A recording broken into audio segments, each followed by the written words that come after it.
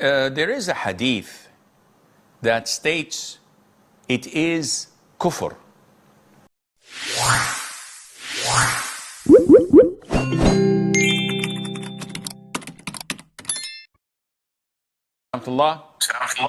Sheikh, I think I've heard before that rear entry penetration in our religion is obviously it's very sick, but I heard that it was the equivalent of black magic or something like that. So is it a form of kufr?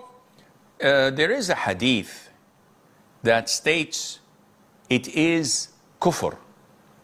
However, scholars like Ibn Taymiyyah, may Allah have mercy on his soul, differentiated between the hadiths that have the definite article al-kufr and the one that doesn't, kufr.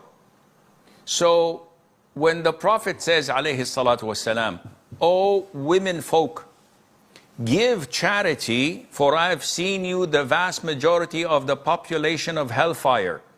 They said, why? He said, due to your kufr. He did not say, due to al-kufr. No, he said, due to your kufr. And he defined that by not being grateful and showing you gratitude to your husband. So that's not blasphemy, it's a major sin.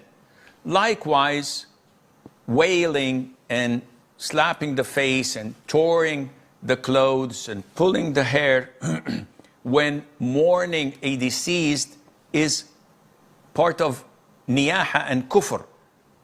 It's not blasphemous, it is a major sin. So Ibn Taymiyyah said that the sins associated with the word kufr are a major sin. And those associated with al-kufr, this is major disbelief and kufr and apostasy and the likes. So I hope this